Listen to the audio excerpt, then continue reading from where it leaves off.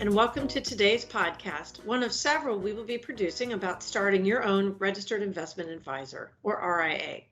I'm Libby Hall, and with me are some of Oyster's RIA experts, Buddy Doyle, Sarah Sutton, and Jay Donlin.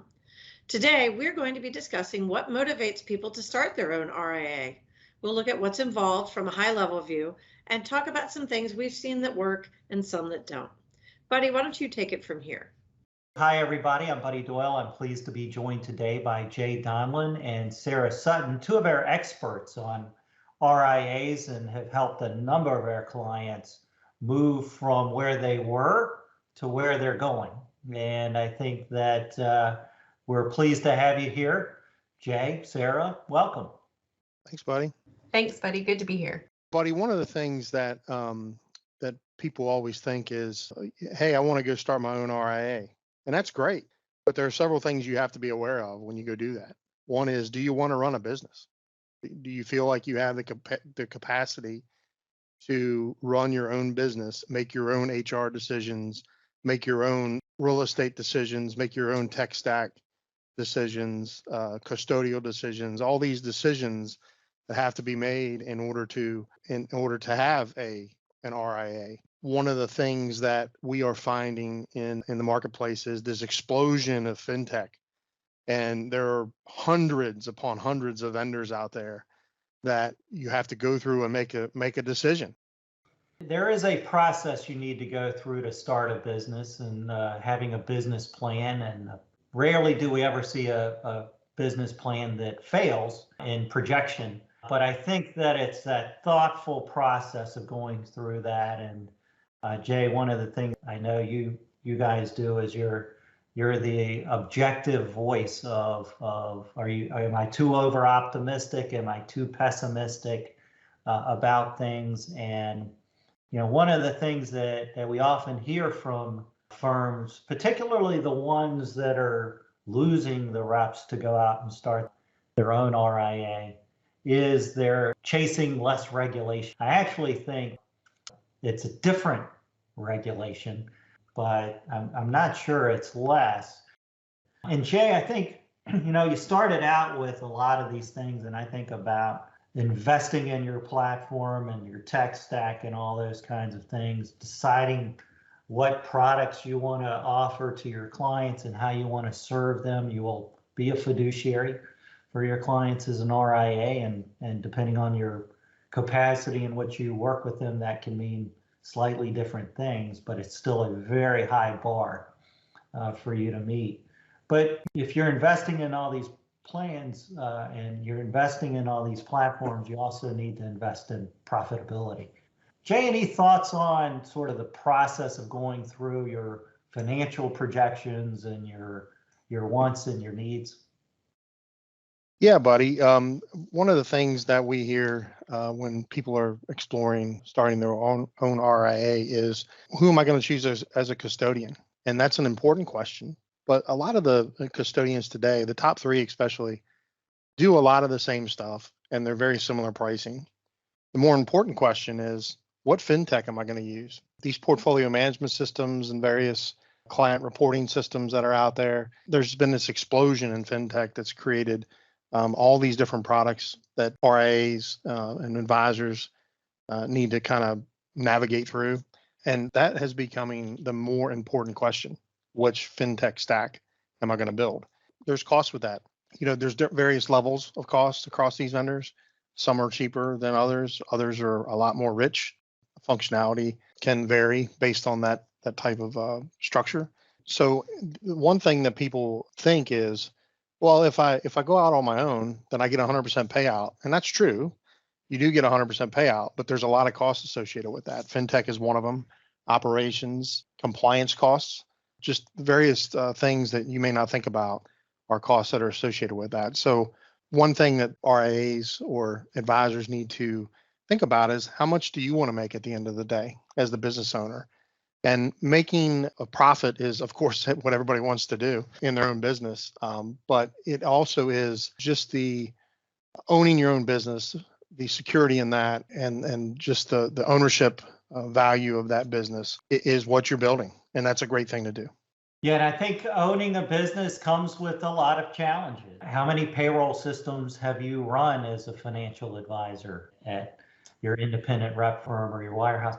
And I will say there's a different path for independent reps versus folks that are in a more, what do you want to call it, a wirehouse, a traditional firm, a regional firm, whatever you want to call it. They've got all kinds of labels for describing things.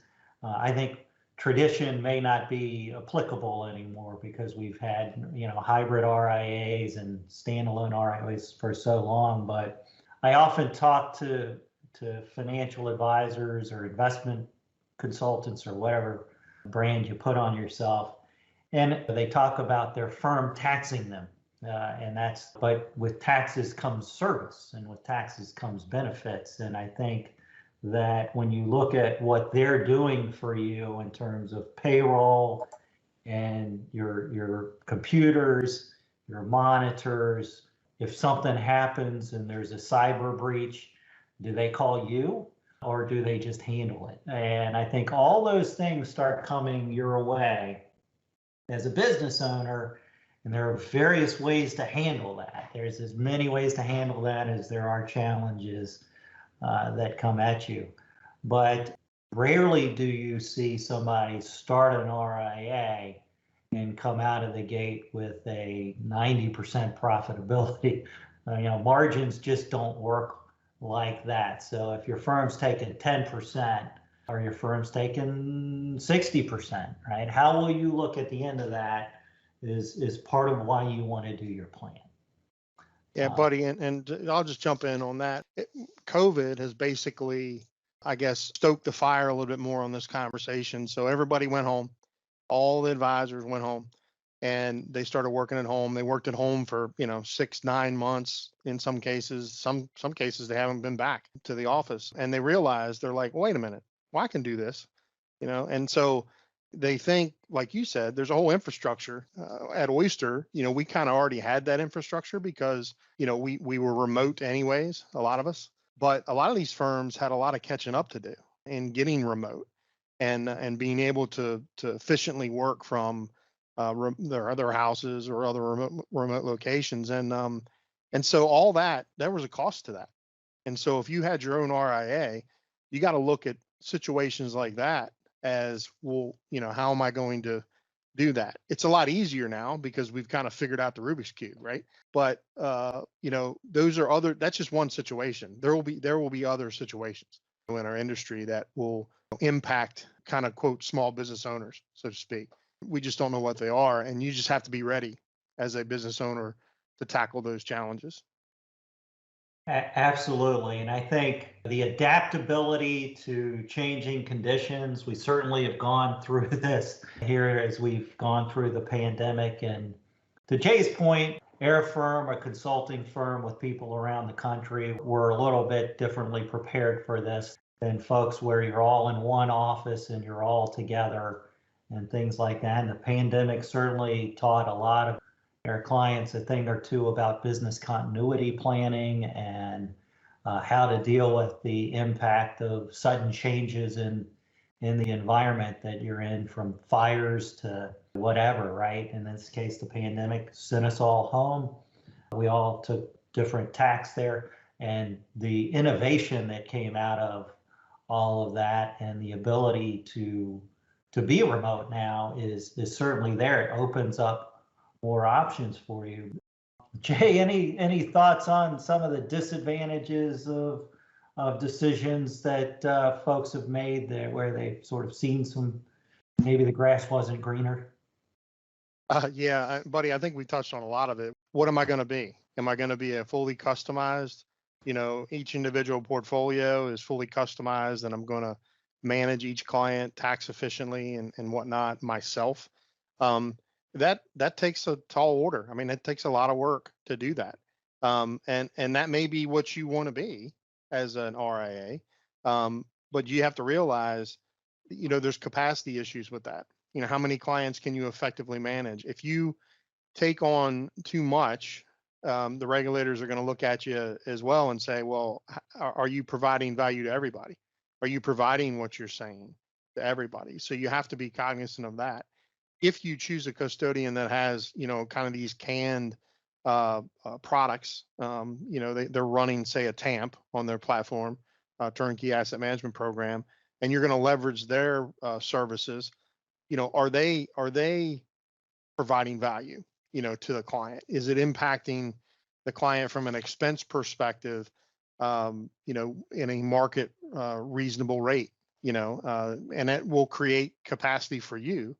But these are all the decisions that people make, and if they don't thoughtfully decide kind of what they want to be, you can have a mess on your hands. And so it's a good exercise to go through at the start to just make sure that you are making the right decisions for your business and your clients, so that you don't create a mess for later on. Yeah, I think as a business owner and entrepreneur, I think one of the key skills that you need to have is the ability to say no to some things. You can't chase every shiny object. You have to make decisions. You have to prioritize. The largest financial organizations in the world have to make decisions and prioritize. You will as well. And I think that's an important thing to keep in mind. And I think there's a lot of valid reasons, though, why people do want to start RIAs and why they want to get out there and take this on. And for me, when I started Oyster, it was about creating a business to last and creating a kind of special place to work and a different point of view than I'd seen in other consulting organizations that I had used as vendors. But I think maybe Sarah, Jay, you guys could kind of run through some of the rationales you've seen for starting an RIA that really stick and that have meaning and drive success. Any thoughts there? Yeah, buddy, I'll jump in. So one of the things I think is freedom. It's the freedom to make the decision on where your office is and who's on your staff and who's on your team. And, being able to build it out the way you want it, really being able to take charge and own the business and build something that is, obviously, hopefully profitable. And then, have the ability to, have a succession plan later on. Now you can do that, in the wirehouse space too, but it's a little more limited and you can't structure it the way you may or may not want to. So I think from that aspect, just kind of looking at what do you want? What kind of legacy do you want to leave behind? If you want a legacy at all.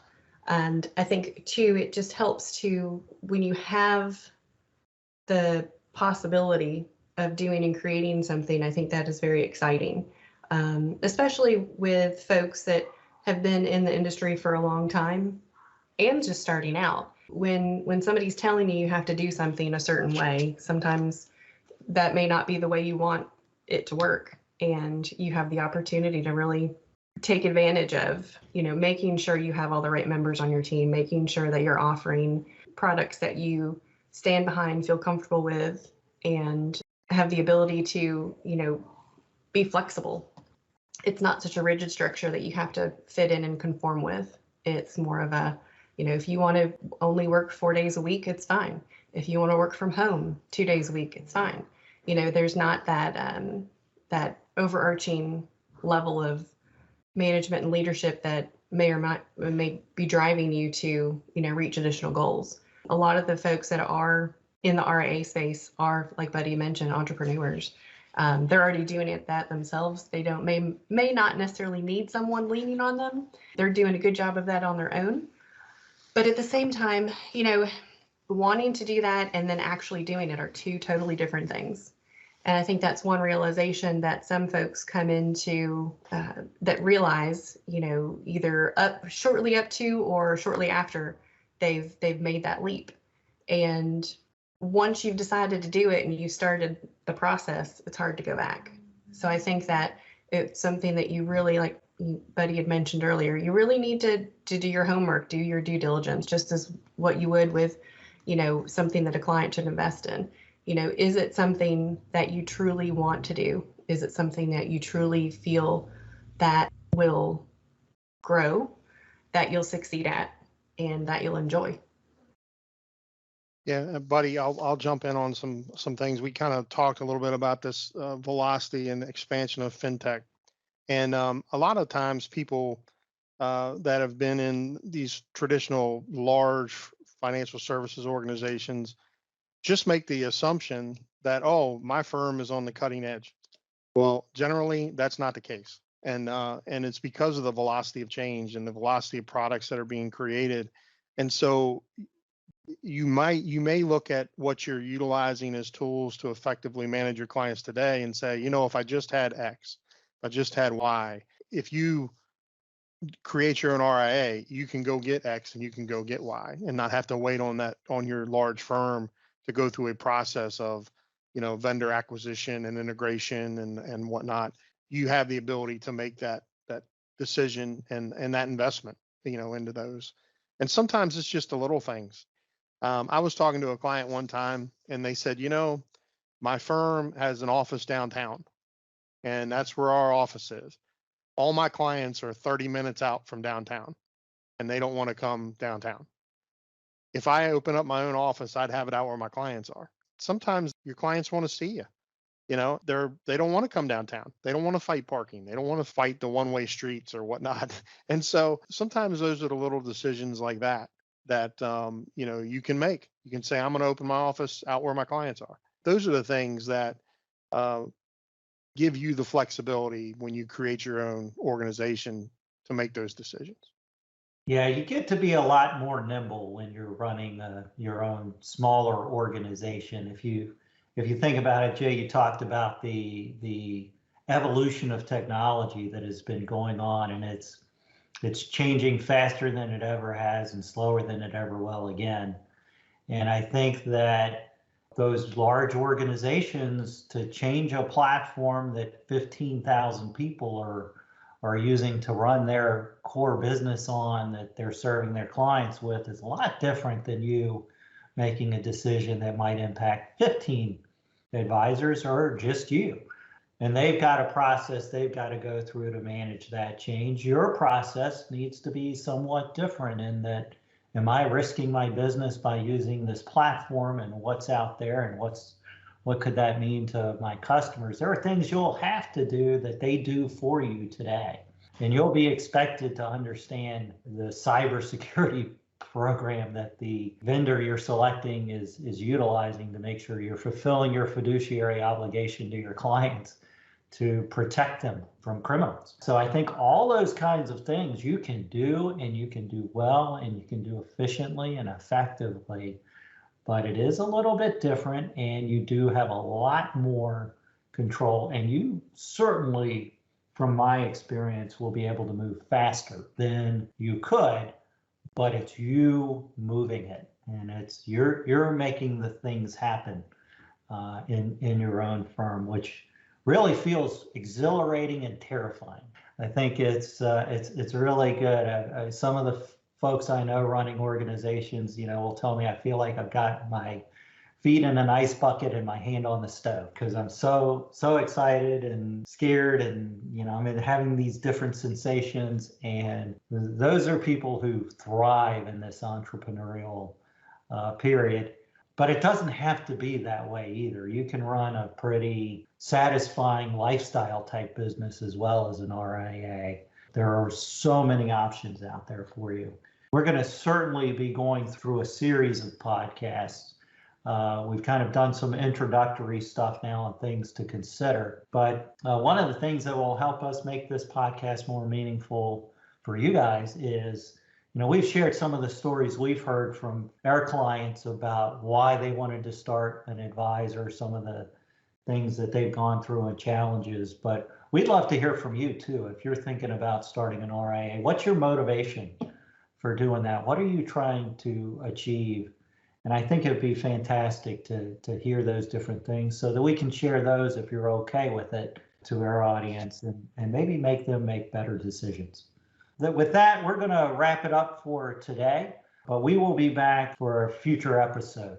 Thanks, buddy. It's been a pleasure to be on this podcast and to just try to help people navigate these important decisions. And we look forward to helping them. Thanks, buddy. I hope that everyone has a chance to really kind of dive in if they're interested in going down the RIA path, and always know that we're here to help them make the decision on whether they would like to do it or not. All right. And thank you guys for sharing your wisdom and experience with the listeners.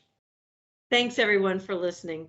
Join us for our upcoming podcast focusing on the regulatory perspectives of starting your own RIA. If you'd like to learn more about how Oyster can help you start your own RIA, contact us at oysterllc.com and we'll be happy to chat. If you like what you heard today, follow us on whatever podcast platform you listen to and give us a review. Reviews make it easier for people to find us. Thanks and have a great day.